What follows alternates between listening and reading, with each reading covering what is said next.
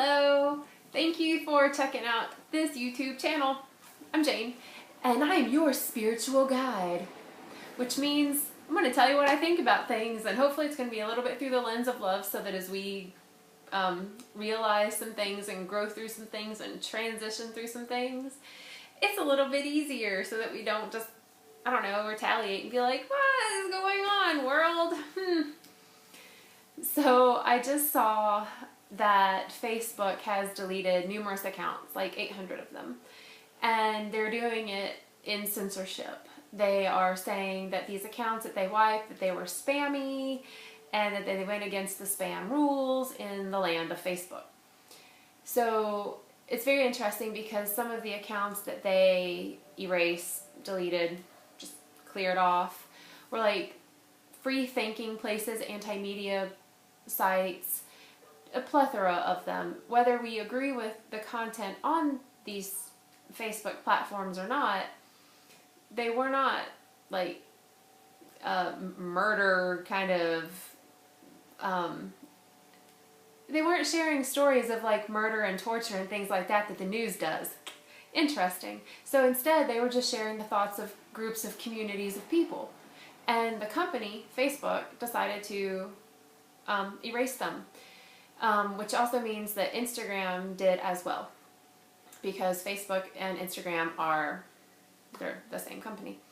So it's an interesting time when we're being exposed to the reality of censorship. And the censorship is coming at in very unique ways. Like, to censor the platform, like Twitter and all the social media, the group of people, the peers of human, the media that we get to just create by our beings, that's the one that's being censored, and totally goes and tramples that whole like freedom of speech thing. And I feel like it also starts to infringe on the freedom to associate, because it's a form of association, it's a form of communication, it's a form of community. So when companies that are owned, and I just recommend looking and investigating yourself and see, oh, well, who owns Facebook? And not just like the who, but what other companies are involved, and who's really benefiting from all of this, and how are all these companies related, and oh, it's big pharma too, how does this even relate? Crazy. Anyway, so they're infringing on a lot of our human rights. I mean, our freedom to associate, our freedom of speech. These are kind of like the freedom of press. Like, we have these freedoms as humans, okay? So that has me thinking. And then I just listened to this thing about being your best self or something by Tony Robbins, and he spoke about rituals. Got me thinking about rituals. And which to me is just a repetitive thing that we do. So whether it's before you go to bed, like me, I take my face off, whatever, I floss my teeth, I brush my teeth. It's like I have this ritual in the nighttime. And I have a ritual when I get up in the morning and I make my tea. I do the thing, I put the matcha in, I stir it up, I put the water, I stir my honey, I add more. I mean, like, there's a ritual to it. And in that, I get all like kind of meditative, and I feel good about the day that I am getting ready to have, or the day that I did have. And I sit in reflection, I sit in anticipation and intention. I can sit in asking for what I want in this world or in my life. And rituals are something that I'm going to do every day for me, to bring myself clarity or abundance or peace or joy, so I have more ease in whatever I choose to do throughout the rest of the day, that brings me what I am going to get, I guess, or I'm doing to receive. So anyway. So I was also thinking about the different rituals that we have. So earlier I was eating a piece of chocolate and flipping through Instagram. And I'm like, I do this. Like, this is so a habit. It's such a ritual for me. Like, if I'm going to like nibble on my chocolate, I'm going to do this thing. And I'm like, these are some of the rituals that I have that I don't even realize that I have. Part of the rituals that so many of us have are to connect with other humans. Whether it's, we call a parent every day, we go for a walk every day, and we say hey to the same neighbors. And that also may be emailing people, it may be social medias. And kind of see what's going on in the world, what's going on with our neighbors, what's going on with our community.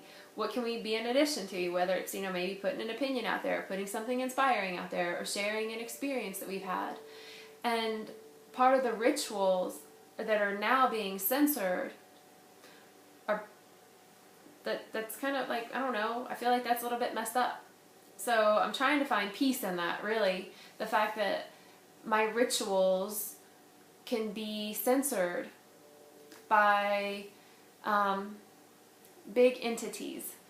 And so it's like, oh shit, like I have alternatives, I can go to other, other sites, and I can go and create on other platforms, and I don't really need to use Safari, I can use someone else, whatever the case is, I have other options. However, there's this part of me that's like, but I still want to speak my truth and what I want to speak about in community.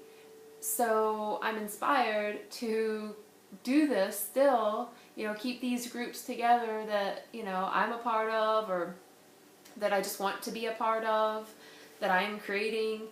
And I'm going to just do it in real life. I mean, it's definitely not as expansive.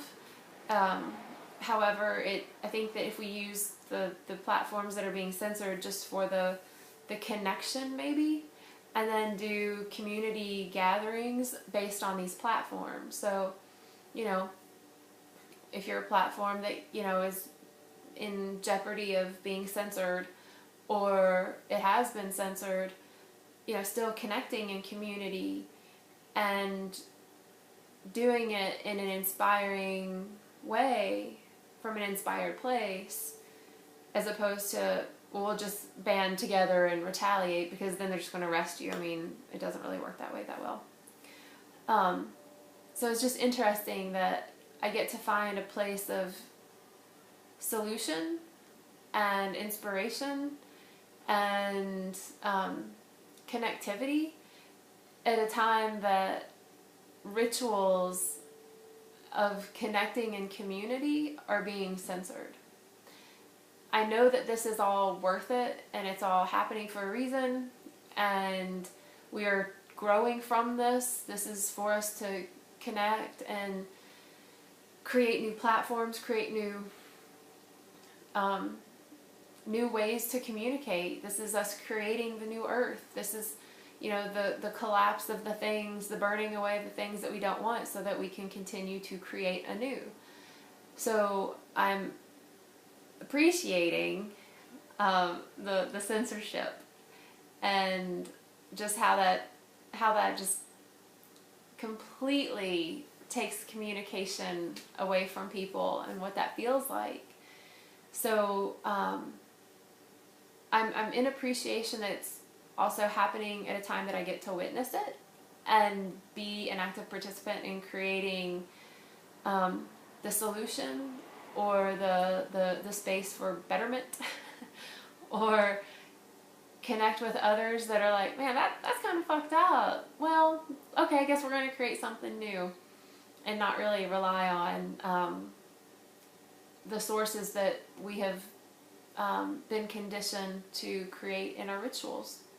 So I'm going to get ready to hop off. I just wanted to share the interesting nature of what's going on in today with censorship, and how that goes into rituals, and where it can go at any given moment, whether it's, oh wow, they're going to censor the expression of us totally, or it can go to a place where, like, oh, that's okay, we'll just express ourselves in ways that are just a little bit more connecting and real, and not so digital realm-ish, really, and not so reliant, because I feel like as soon as we go on the Facebook and stuff, we see, what's going on in the news, and a lot of it's fear, and then a lot of people comment through their fear, and then that can activate triggers in us and make us feel afraid, or make us feel angry, or make us feel alone, or frustrated, or whatever the case is. So I think that it's an interesting time And like I said, I'm eager I'm eager to see all of this stuff that's starting in retrospect. That's gonna be cool to be able to look back at all of this now and be like, man, I remember when they were really blatant about, you know, censorship, and wow, the entities were really trying to kill the culture that we're consciously creating now, killing conscious culture. Doesn't it doesn't really jive, man. Like, it's not really cool. So I think that we can continue to connect in community. I hold events and I speak at community gatherings. So if this is something that you're interested in, kind of joining the bandwagon of real human connections in community, let's do this. You can send me an email at the link below so that we can really continue growing forward with whatever rituals we have, whether it's our teeth flossing Sonicare experience every night, or the ritual of being able to share our thoughts freely, or if it's the ritual of being able to leave our house and unite in love and associate. Because these are all part of the rights that are starting to become infringed upon, that we get to create solutions out of. We can't just sit around and bitch about it. We get to actually create the solutions. So let's have fun creating these solutions. We get to be very ingenious, and this time we get to do it through the lens of love. So may you see the rest of your day through that lens. And thank you again for checking us out. If you are interested in supporting me and my message, you can click on the link below. And you can support me in a few different ways, and that would be greatly appreciated. So enjoy this day, connect in real life. I'm going to not focus on censorship so much as I'm going to embrace and celebrate the freedoms that I do have, and incorporate that in more of my daily rituals. So thank you for the inspiration, Tony Robbins, and thank you for Facebook and your censorship for also inspiring my new day. Namaste. Have a good day. Bye.